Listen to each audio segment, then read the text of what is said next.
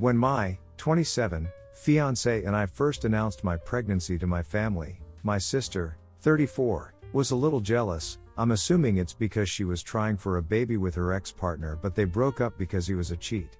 I gave birth to my daughter 7 months ago. Her name is Kaya. When I returned to work after 12 weeks of maternity leave, my sister offered to babysit Kaya once a week, which has been incredibly helpful. Not too long ago, one of my close friends who also recently had a child approached me to tell me that my sister is in a mother's group on Facebook and she's posting photos of Kaya and she's calling my daughter hers and she's also calling her by a different name. My friend sent me screenshots of my sister's posts and I was completely disturbed, so I spoke to my fiancé and we both decided we had to take action immediately. I went over to my sister's and asked her directly about what she was posting on Facebook. She did not deny it and also had no explanation. Therefore I told her that she's banned from seeing my daughter. My sister flipped out and said that I can't take Kaya away from her and then called me a selfish TCH, and she started crying. I have never seen my sister act this way before. It was alarming. I asked her if there's anything else I need to know because she may as well just spill everything. So she shows me a framed photo she has in her bedroom of her and my daughter, and on the frame is written mother and daughter. I'm not going to lie, I did call her crazy and then I left and haven't spoken to her since, although she continues to try and come over and calls me multiple times a day. My mind is an absolute mess. I don't know where we go from here. Am I the idiot for how I handled the situation? Not the idiot, but it sounds like your sister has some serious psychological issues and needs professional help ASAP. It will probably be safer for everyone to keep your daughter away from her, and you may want to install a home security system as well as inform any other caregivers that your sister does not have privileges regarding being around her. This type of thing is a huge red flag for mental health issues. If you can, you may want to encourage her to get help. Not the idiot. Get your sister some help. Employ your parents if they're around to help, and any other family members. Do not let your sister see your daughter. Your sister needs help. Serious help. This is the sort of thing that evolves into something worse if allowed to fester. How terrifying to find someone else, especially your family, claiming your child for themselves. You did the right thing. Not the idiot. This is how an Amber Alert that ends in finding the kid 20 years later living abroad starts. Stand your ground, keep an eye on your kid, notify everyone you would trust to leave your kid with, no one who shows sympathy for her because they may be tempted to go behind your back to help reconcile you. Notify all child care providers that under no circumstances is this woman, show picture, to be anywhere near your kid, and if she persists, get a restraining order and give blanket permission to everyone involved to call the police as soon as she violates it. You do not want to play around with this. My fiancé, 29, and me, 34, are getting married in 2 weeks after 13 years of friendship and 4 years of dating. She's fantastic and our relationship has been so good for the both of us. Planning the wedding has been uncomplicated and fun. We included my mother a lot. For example, my fiancé took her dress shopping. The reason is that my fiancé has always had a good relationship with my parents, and it grew much closer over the past year, after her mother died. They kind of see her as another child, and I know that fiancé appreciates that immensely. As for my fiancé's father, she went NC when she was 15, even before he hadn't played an important role in her life. His behavior was one cause in her having depression and low self-esteem. It took her years to heal. She's happy with the way things are now. I never met the man, so neither of us considered inviting him to the wedding. My mother, however, won't understand why we won't invite him. Mom is a retired psychologist. She's had some experience with children-parent reunification, and she thinks my fiancé needs that, even more after fiancé's mom's death. Fiancé and me both have shut my mom down plenty of times. We both made it clear that this man was not to know anything about my fiancé's life nor would be welcome anywhere near the wedding. For a while, my mom shut up. My mom doesn't know fiancé's father. The other night we had dinner with my family. My mom had an announcement. Apparently she looked my fiancé's father up and went to see him. Then she invited him to our wedding. She seemed so pleased. My family was appalled and angry. They all know what has happened. My fiancé somehow remained calm and told mom how inappropriate that was, how mom hurt my fiancé terribly by stepping over the one boundary she ever had. How fiancé had lost all her trust in mom after this. I then uninvited my mom and we left. Fiancé only broke down at home. My mother's also been inconsolable since and called me dozens of times, but I haven't picked up yet. Fiancé feels unsafe to have the wedding if there was a chance that her father might show up. We might just cancel the whole thing. My father, who's not condoning any of my mother's actions, thinks I should talk to mom, hear her out. My siblings agree that uninviting her was too drastic. I just saw the distress my mother had caused my fiancé and get angry all over again. So am I the idiot for sticking to our decision? Not the idiot. Cancel the wedding and go and elope instead. That kind of betrayal would be enough for me to consider going no contact with my mom. It wasn't just a small mistake or an oversight. It was a deliberate action to trample boundaries and to push an agenda you had made very clear you and your fiancé had no desire to pursue. As a retired psychologist, your mother should have known better than anyone just how damaging the actions she chose would be to your fiancé, and to any existing relationship between the both of you and herself.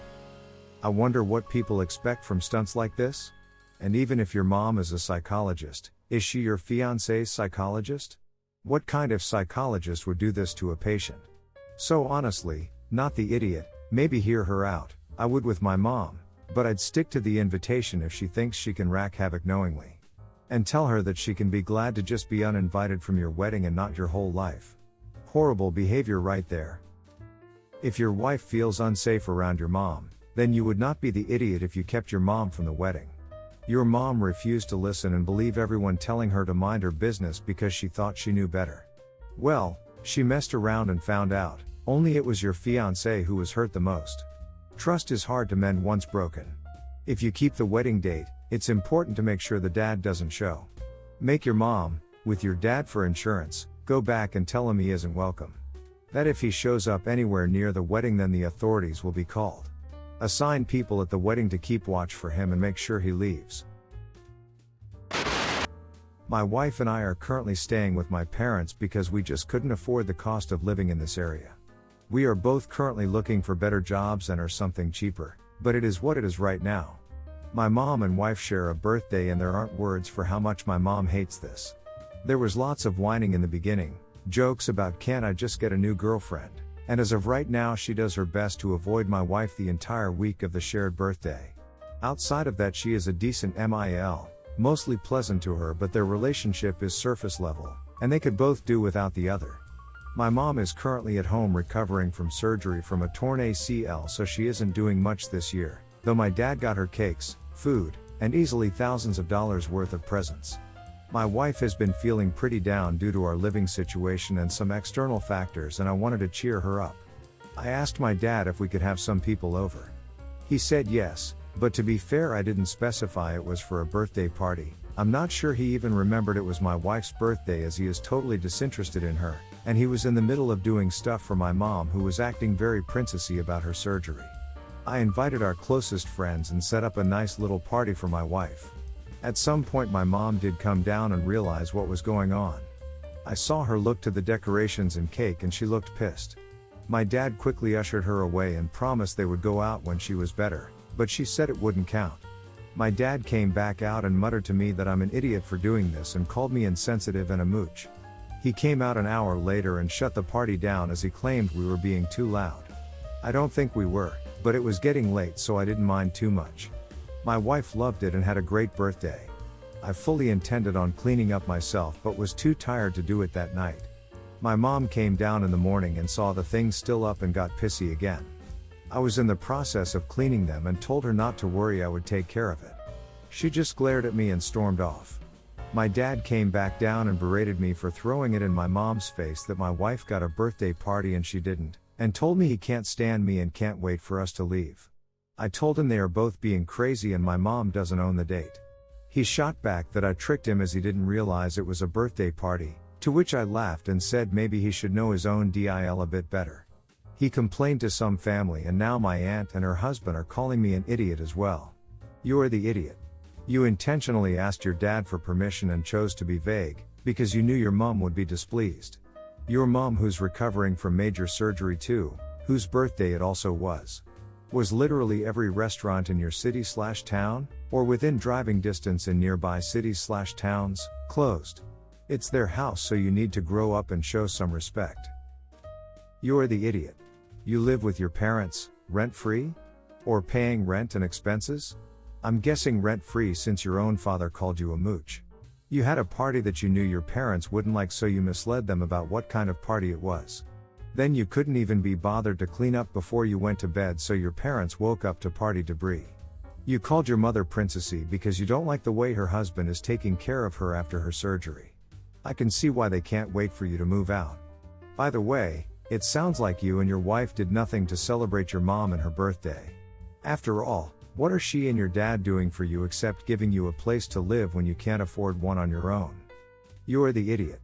Don't get me wrong, I'm all for putting one's spouse before one's parents, but you live in your parents' home, meaning they help you out in a difficult situation. Were vague about the occasion, so you knew this was going to be an issue, and decide to throw your wife a birthday party while not even gifting a card to your mother.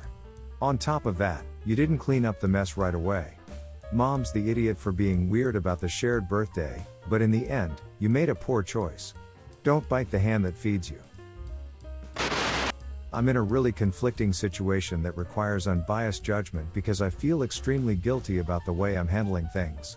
Long story short, my dill has severe morning sickness, also known as hyperemesis gravidarum, HG, and I'm tasked with her caregiving. It is a horrible sickness to have, and I feel extremely hurt for my dill. When Dill was 3 months along, my son asked if me and my husband could take her in and care for her because he felt disrupted at work and couldn't sleep well. I immediately obliged and was happy to help because Dill's parents are overseas. Unfortunately, my Dill has mild paranoia that stemmed from her HG and thus sometimes feels unsafe and unfamiliar in our house and often shouts to see my son or get really angry at times. I don't fault her for any of these things because I know she can't help it. I accompany my Dill to her appointments and stay by her side throughout when she is having severe nausea. I also sleep beside her for the night because I'm worried sick if she'd feel dizzy and fall while getting up in the night for a pee. We have spoken to her gyna and my Dill is now on antipsychotics, which does make her feel better, but she still has bouts of anxiety and asks for my son often. Right now my son visits every Friday and leaves on Sunday mornings. I have asked my son to call her often, but he gets into arguments with me saying he doesn't have time even though he finishes work latest by 6. Calling her every day would definitely help my Dill a lot. Besides that, I really think having a familiar face would help, so 3 days ago I asked my son if Dill's parents could move over from their home country for the time being and stay over at his house. My son says that would be an inconvenience and he'd have to pay for their living expenses, so I countered that I would chip in a bit. I was also absolutely shocked to find out that my son and Dill minimized her HG issue and was lying to her parents that everything was still manageable. My son said it was not happening and that he would not be able to function properly with everyone in the house. I got very frustrated and called Dill's parents and told them the reality of the situation, and they were very disappointed but also concerned and eager to help out. I confronted my son after the call and he is extremely angry with me and his father. We both think that he needs to be more involved and empathetic because once the baby arrives it's only going to be worse, and we are getting old as well and can't be there for every step of the way. My husband assured me that I made the right decision, but my son is pretty bothered by it and thinks I'm being selfish and is just using an excuse to not take care of Dill even though I've been here for her more than him. Dill's parents would be arriving in a week, so I'm extremely grateful for that, but I still feel guilty if this was the right way to go about it. Not the idiot your son kicked his wife out of the house during her pregnancy because of a medical issue and only visits her on the weekends? He needs to get his head out of his butt because we all know new parents don't get sleep or quiet time. This is nothing but the disruption starting a few months early. You've been great to the point of it being unfair to you. At most, he should be looking for help during his workday so Dill isn't alone, but that's it. He didn't want his own wife in her own house and shipped her off to you. Then when more help is on the way, he doesn't want her and her parents in the house. His excuses and reasoning are crap. He's treating everyone like crap. That's a dead giveaway. I'm not sure he isn't running 2 separate lives here. There's something big going on. Your son is at the center of it. Not the idiot. You owed it to your Dill and her parents to make the call. Stay involved. Keep your eyes open. Especially keep talking with her parents. Your son needs to step up to the plate. What's he going to do when the baby is born? Probably rely on you to help care for the child, too. He's wrong to call you selfish. He's the one that sounds selfish. He can't even make the time to call Dill more often? What does he do for a living? Frankly, it doesn't make his behavior less crappy no matter what the job is. Maybe Dill would benefit from having her family with her. She definitely sounds like she needs more support than what she's getting from your son. Sounds like you're trying your best to help her, but at the end of it, she and he made a baby. Not you. If they don't start working together on this, will they ever?